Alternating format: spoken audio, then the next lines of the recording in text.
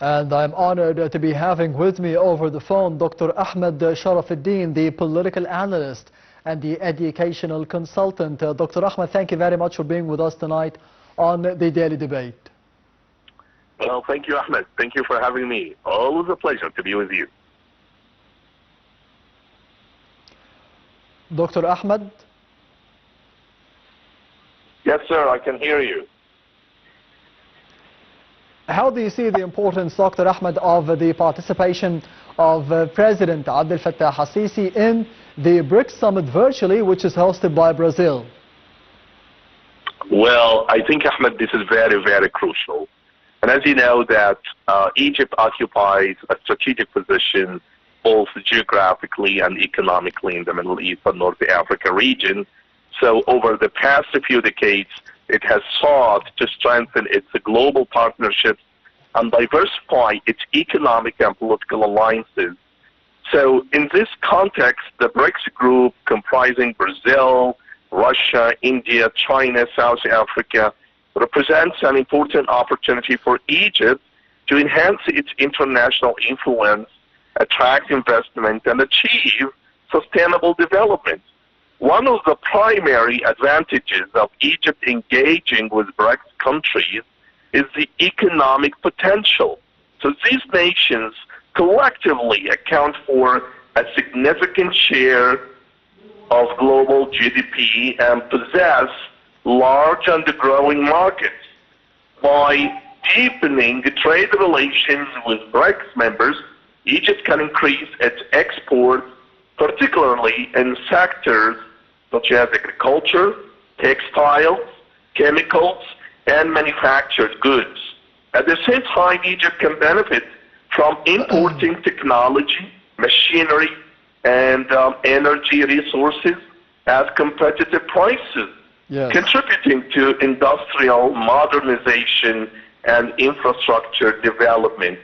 In general, BRICS countries, especially China and Russia, have a strong history of investing in infrastructure projects across the globe. Egypt, with its ambitious national development plan, such as the Suez Canal economic zone and the new administrative capital, tends to benefit immensely from such foreign direct investments. Investments from BRICS nations can facilitate the construction of ports, industrial zones, energy plants, and the transportation networks, accelerating Egypt's economic growth and creating employment opportunity for its population, Ahmed. Yes, Dr. Ahmed Sharaf, of course, we did see the statements by His Excellency President Abdel Fattah al-Sisi, and mentioning that we are witnessing a number of double standards by the international community regarding what is happening in Palestine and the Israeli atrocities and the genocide war committed by the Israelis against the Palestinians in the Gaza Strip and the West Bank, saying that this is a violation for the international laws. How did you see the statements by President Abdel Fattah al-Sisi and the potential response by the global powers? I think, Ahmed, it was very, very important and to shed light on such a humanitarian crisis. As you know, that the Israeli-Palestinian conflict has remained one of the most enduring and complex geopolitical crises of the modern era, drawing international attention, debate, and intervention. And amid this ongoing turmoil, the Egyptian president delivered, in my humble opinion, a decisive and strongly worded speech during the recent BRICS summit, addressing the humanitarian catastrophe in Gaza, Israeli military policies, and the broader challenges facing Palestinian civilians. So his speech not only criticized the actions of Israel, but also reaffirmed Egypt's role as a mediator in the region, emphasizing the urgent need for international action, accountability, and support for a two-state solution. The humanitarian crisis in Gaza, in his address, the president condemned the ongoing Israeli military operations in Gaza, describing them as the most heinous forms of killing and terror. So he drew particular attention to Israel's use of starvation and denial of essential services, such as healthcare, water, electricity, as tool of living and warfare. So these tactics, according to the president, have created an unprecedented humanitarian crisis that has compelled the UN to declare a state of famine in Gaza. The blockade and destruction of critical infrastructure have exacerbated civilian suffering. Hospitals are overwhelmed, water supplies are disrupted, and thousands of families face displacement. The president emphasized that such policies go beyond military objectives, directly targeting the basic living conditions of civilians and jeopardizing the very survival of communities in Gaza. So I think that the president warned that Israeli operations are part of a broader strategy aimed at dismantling the social and political fabric of Gaza and displacing Palestinians from their homeland. Yes. The president framed these measures as attempts to implement a demographic and political restructuring, undermining the viability of a future Palestinian state. In the West Bank, the expansion of Israeli settlements and the imposition of sovereignty over occupied territories were cited as additional threats to the Palestinian rights and territorial integrity.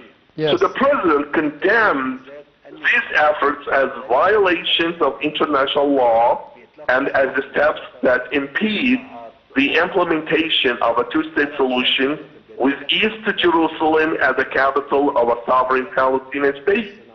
Egypt's mediation and reconstruction efforts very, very clear. So Egypt has historically played a key role in mediating peace in the region, leveraging its geopolitical influence to facilitate dialogue and reduce tension. So in his BRICS summit speech, the president outlined Egypt's outgoing efforts to broker ceasefires, coordinate humanitarian aid, and secure the release of the Palestinian prisoners. Furthermore, he introduced a comprehensive plan for reconstruction of Gaza aimed at restoring essential services, rebuilding infrastructure, and supporting economic recovery. This plan has purportedly received backing from both Arab and international partners. So the president also announced Egypt's intention to host international conference on Gaza's reconstruction once a ceasefire is achieved, signaling a long-term commitment to stabilizing the region and alleviating civilian suffering. Yes, Dr. Ahmed, you mentioned one of the statements by His Excellency President Abdel Fattah al-Sisi is that we need more cooperation, more coordination between the members of the BRICS summit for today, at least. We need coordination and to be having a unified response towards what is happening in Palestine, towards what is happening in the Gaza Strip. Do you think that the statements of His Excellency President Abdel Fattah al-Sisi will be leading to this unified response from at least China, Brazil, India, Russia, those big countries alongside Egypt, of course, with the main initiative to be standing against what is happening by the Israeli occupation forces in the West Bank and the Gaza Strip? Right. I think Ahmed, the president's speech was very clear at the BRICS summit. It represents a strong defense of Palestinian rights and a critique of Israeli military policies by emphasizing the humanitarian crisis, forced displacement, legal violations, and Egypt's active mediation. I think the president framed the Israeli-Palestinian conflict as a matter of regional and global significance. His remarks underscore the necessity of international cooperation, adherence to law, and sustained diplomatic engagement to prevent further humanitarian disasters and to secure a lasting and just resolution. So in highlighting both immediate humanitarian needs and long-term political solutions, I think that the President reaffirmed again Egypt's role as a mediator and guardian of regional stability, calling on the world to uphold its responsibilities and ensure that peace, justice, and the human dignity are preserved in one of the most volatile regions of the world.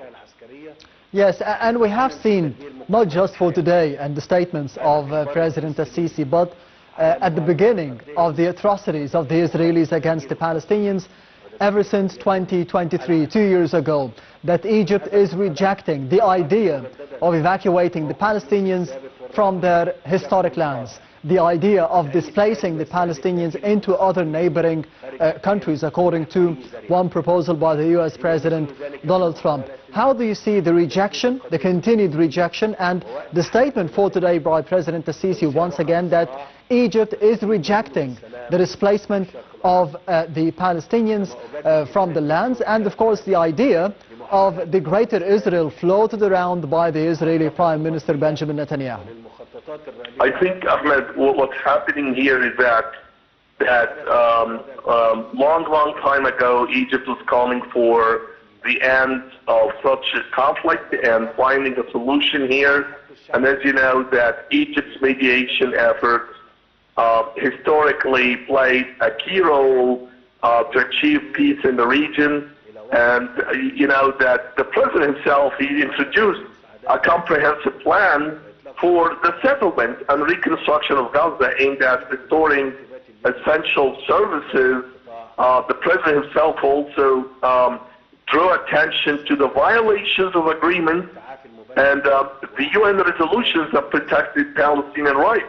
So he stressed that the international actors must uphold legal norms and prevent unilateral actions that undermine the prospects for peace. The president, as a matter of fact, shed light on the current crisis within the broader context of global stability, and this is very important, warning that the failure to address the humanitarian and political dimensions of the conflict could have far-reaching consequences beyond the Middle East. So this approach positions Egypt not only as a regional mediator, but also as an advocate for global adherence to the law and the human rights. So when it comes to the historical context here, and as you know that Egypt has been historically central to the Arab-Israeli conflict, participating in many negotiations. And so Egypt was just emphasizing its commitment to support the Palestinian rights while navigating complex regional politics. The international reactions and implications were very clear.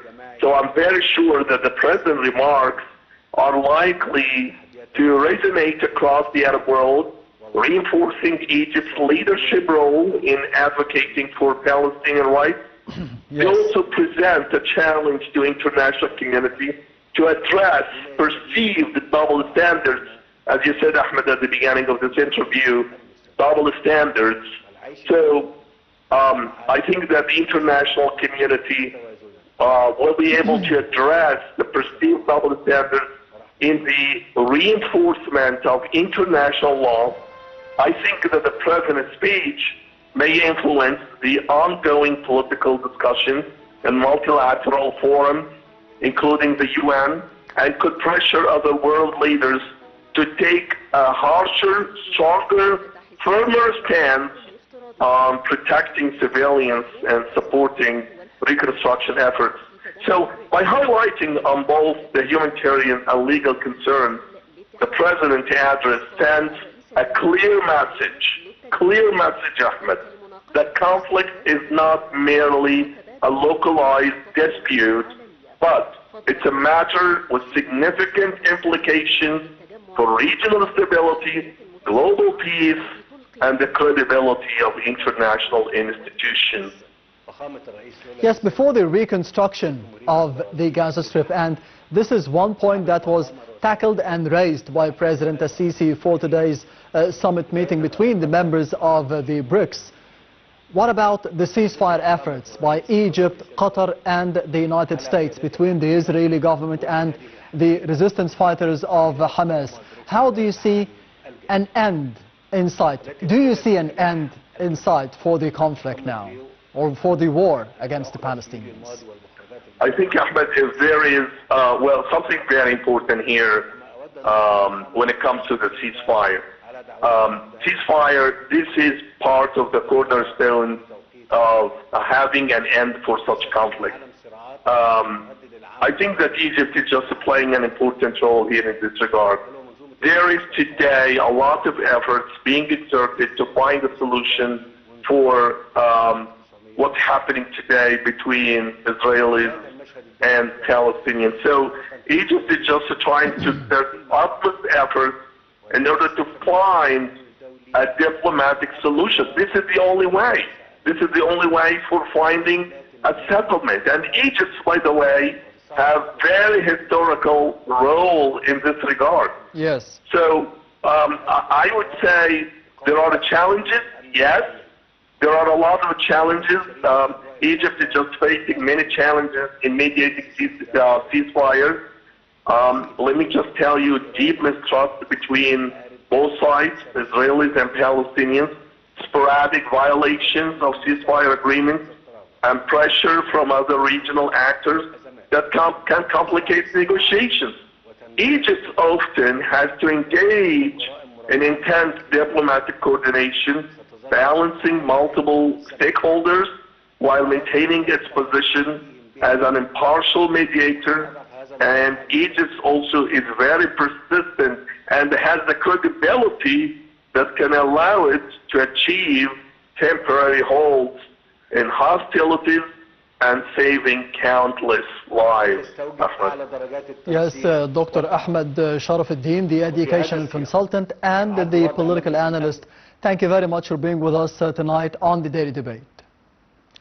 And we will be heading to the first report of the program for tonight, focusing on the efforts of the United States and the United Nations to be discussing the reconstruction of the Gaza Strip before the United Nations General Assembly meetings. We'll be having more details in the upcoming reports, so stay tuned.